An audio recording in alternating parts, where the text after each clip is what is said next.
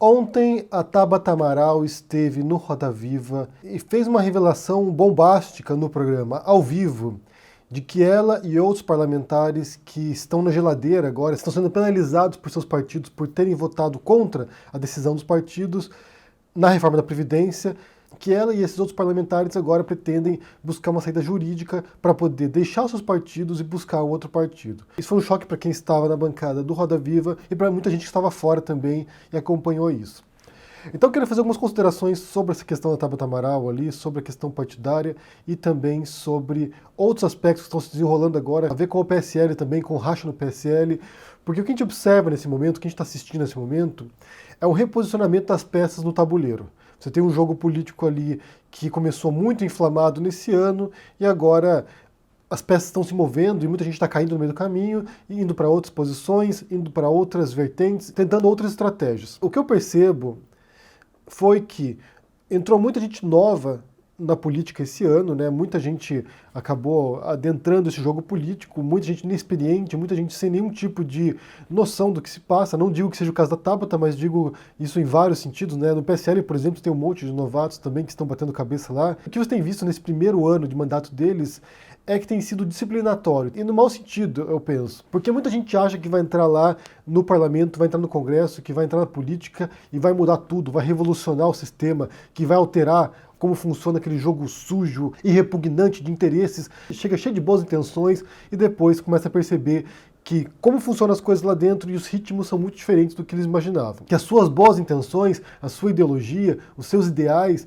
não valem muito naquele esquemão como funciona desde sempre. Porque o que você tem é um sistema resiliente de interesses muito maiores do que o seu individual. E quando você é novato, sem qualquer tipo de compreensão de como as coisas funcionam nas profundezas daquilo ali, e você vai lidar com macacos velhos da política, pessoas que estão ali há vários mandatos, que estão há décadas, às vezes, dentro do parlamento, aí você é tragado por aquilo ali, você é devorado, é destroçado e você aprende da maneira mais difícil. Ou você continua nesse jogo e acaba aceitando as regras dele, ou você é triturado. E isso vale também para o Bolsonaro, gente. Quando o Bolsonaro é parlamentar, está há muito tempo lá na Câmara, e de repente entra num cargo executivo para o qual ele não tem menor experiência, aí ele também está sendo castigado. Aí também ele está sendo punido por isso e descobrindo que as coisas são bem diferentes do que ele imaginava. Porque de fato a gente observa de fora como funciona o mecanismo de Brasília, como são as coisas lá, a gente vê pela imprensa, a gente vê por depoimentos de pessoas que participam do jogo, por políticos, pelo que eles dizem, mas pouquíssimas pessoas têm realmente a dimensão do que se passa naqueles corredores, do que realmente ocorre lá dentro. A gente tem um acesso enviesado a isso, tanto no jogo partidário dentro de Brasília, quanto fora também, quanto nos comitês dos partidos, quanto nos diretórios dos partidos. Então são coisas que são muito além da compreensão da maioria das pessoas que está fora desse jogo. A gente aqui tem um acesso enviesado a isso, a gente chega pelas beiradas, porque de fato realmente o negócio é muito mais complicado e esses novatos acabam descobrindo na pele como isso funciona. Então, na questão da Tabata Amaral, eu vou repetir aqui algo que eu já disse anteriormente sobre ela. A minha leitura dela é que ela vem com uma noção de política norte-americana, que foi onde ela estudou ciência política, ela vem com uma noção bastante diferente de democracia, de como funciona o processo democrático. Ela se considera centro-esquerda, como ela diz no Roda Viva, embora ela esteja muito mais perto da centro-esquerda norte-americana, de uma Hillary Clinton, por exemplo, do que de uma centro-esquerda tradicional brasileira.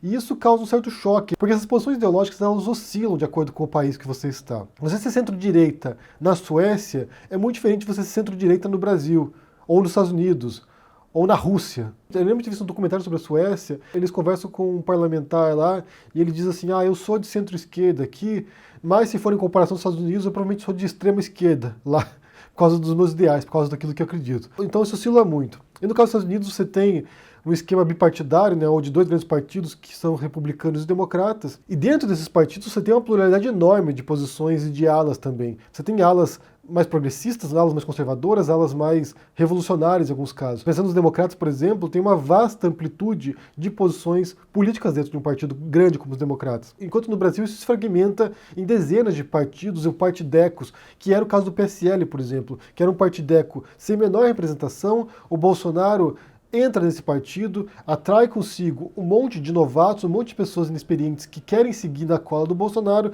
O Bolsonaro é eleito, junto com ele são eleitos dezenas de novos parlamentares que não se entendem, que também têm posturas políticas e ideológicas diferentes, não se entendem, há uma disputa de ego e começa a surgir as fissuras. E no caso da Tabata Amaral, ela vem também dessa tradição norte-americana, vem com certos ideais que são conflitantes com o ideal do partido dela, que é o PDT, se posiciona com independência, porque ela quer fazer aquilo que ela acredita, e aí talvez seja a maior ingenuidade dela de achar que ela é independente, de que ela pode confrontar um partido, de que ela pode confrontar os caciques do partido dela, desafia o partido, vota contra a decisão do partido, segundo ela não foi bem o que aconteceu, ela apresenta uma versão diferente para isso, vota contra o partido e é penalizada. É penalizada, é posta na geladeira, retirada de comissões, é silenciada. É amordaçada. E, obviamente, para alguém que quer fazer diferença, alguém que vem se apresentando como novidade, que quer transformar o sistema, ela se rebela contra isso. Agora ela quer autonomia. Agora ela quer deixar o partido para poder ir para um partido que, segundo ela, vai dar liberdade para ela poder fazer o que ela bem entender. O que não sei se existe no Brasil. Basicamente, o que há é um conflito de gerações aqui. Um conflito entre o sangue novo num organismo velho e carcomido que está agonizando.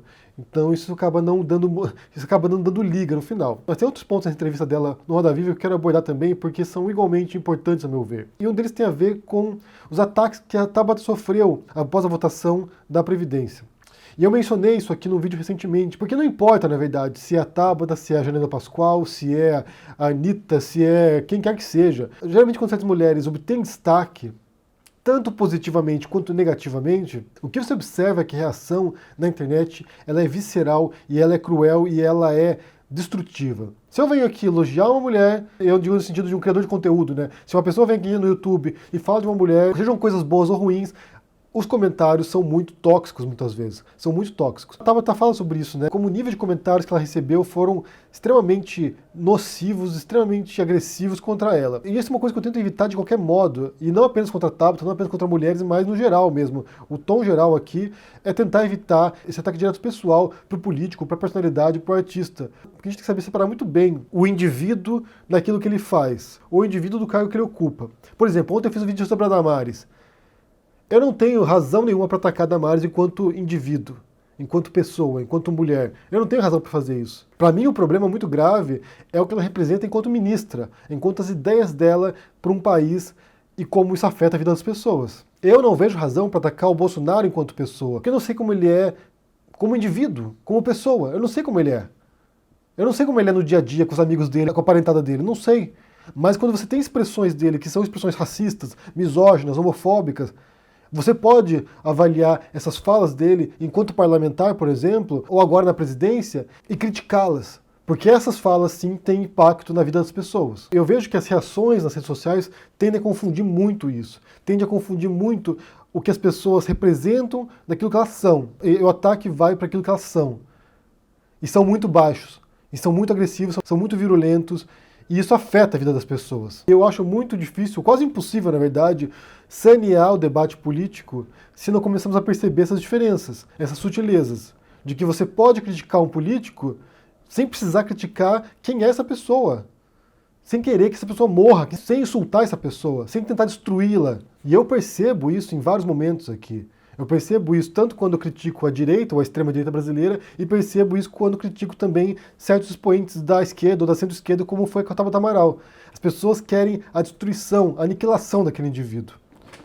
Isso para mim é inaceitável, isso para mim realmente é incompreensível e inaceitável. E ela fala com propriedade que há uma grande carga de machismo nisso. Quando as pessoas vão lá e insultam, chamam de os piores insultos, pode imaginar, geralmente insultos sexualizados ou sexuais, isso demonstra machismo mesmo. E nesse sentido, todos nós deveríamos fazer um esforço para tentar estabelecer essas diferenças e criticar aquilo que deve ser criticado sem extrapolar para outros limites que não fazem sentido, que não tem nenhuma relação com o alvo da crítica. E outro ponto que ela abordou ali, é um ponto complicado e que demonstra também uma inexperiência para lidar com esse tipo de exposição, é quando ela fala da imprensa, o modo como a imprensa a atacou. Sendo que você tem fatos, a imprensa vai lá e mostra os fatos, esse fato gera uma reação. Então, se os fatos não são mentirosos, se a imprensa não inventou aqueles fatos, não me parece ser o que aconteceu, muito da crítica contra ela é legitimada. em termos de posição mesmo política dela enquanto dissidente do PDT, daquilo que ela fez, que contraria não apenas a posição partidária dela, como a posição de boa parte da esquerda. Nesse caso da Tabata agora, a gente vai ter que aguardar o que vai acontecer, né? Qual vai ser o rumo dela depois do PDT. Se ela vai conseguir essa decisão que a liberte do partido para ela poder ir para outro partido, talvez ela tenha mais cara agora de um novo PSDB, né? Que talvez a acolha, como acolheu o Frota, por exemplo. Enquanto que, por outro lado, você tem lá o racha do PSL, como eu mencionei, que você tem ali um monte de gente brigando, alguns alinhados ao Bolsonaro ainda, que deflagrou essa crise ao falar com alguns eleitores ali. Algum falou sobre o partido, sobre o PSL, sobre o Bivar, e o Bolsonaro quis se afastar disso, esquece o PSL, esquece o Bivar, ele está queimado. E isso rachou o partido, alguns estão pró-Bivar, outros estão pró-Bolsonaro, e pode ser que haja uma debandada coletiva ali de bolsonaristas para um outro partido. Segundo o PSL, segundo o Bivar, a saída do Bolsonaro já é dada como certa, ele já está isolado, ele já não representa o partido mais, e você vai ter um grupo ali mais próximo de bolsonaristas que pode ser que debande também do PSL. Uma reportagem de hoje que fala sobre a expulsão agora, eventual expulsão da Carla Zambelli também, que é uma bolsonarista de primeira hora também, uma fanática do bolsonarismo, e outros partidários também que poderiam ser expulsos. O Bolsonaro pediu que o PSL fizesse uma auditoria interna ali para revelar as contas deles dos últimos 5 anos, porque tem a ver com o laranjal do PSL, com candidaturas fantasmas para usar o fundo partidário. O PSL contra-atacou pedindo para que o Bolsonaro também abrisse as contas dele e também renunciasse ao fundo partidário caso deixasse o partido. Ou seja, a briga no PSL está muito feia também. Você terá uma desidratação do partido agora. Muitos bolsonaristas podem deixar o partido para um outro partido futuro ali, algum outro partido que os receba.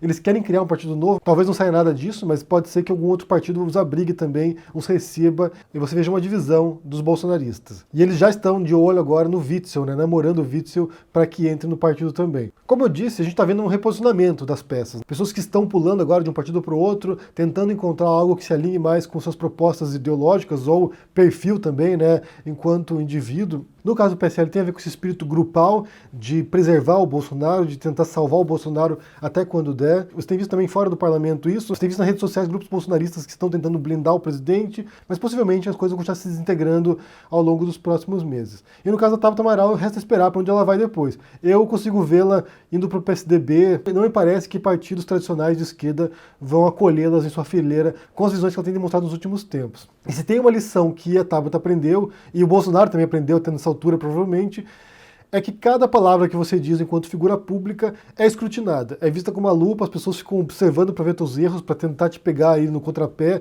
Isso acontece com qualquer um que está exposto, acontece comigo também. Eu tenho que ficar muito consciente daquilo que eu digo, porque qualquer errinho que você dá, qualquer deslize que você dá, você tem que ser feito de manada, ser feito grupal mesmo, de tentar te pegar naquela fala, naquela palavrinha errada, naquela ideia que você expressou que eles não concordam, porque você tem que cumprir expectativas do seu grupo, da sua bolha ideológica. Se você foge um pouquinho, há uma reação negativa tremenda. Isso é um impacto, a meu ver, desse mundo digital, no qual está todo mundo polarizado, todo mundo fechado nesses universos, nesses micro-universos, incapaz de dialogar um com os outros. Eu quero saber o que vocês pensam sobre a Tabata, sobre a saída dela agora do PDT, que ela já anunciou que ela quer sair do PDT, para onde que ela vai, e também sobre essa crise no PSL, aí, o que vai acontecer, se vão abrir um partido novo, se vão migrar para outro partido mais alinhado ideologicamente a eles, o que vai acontecer? Deixa aqui no comentário o que você pensa, deixa o joinha, assine o canal, ajude no apoio, a gente se vê por aí. Abraço e até mais. Tchau!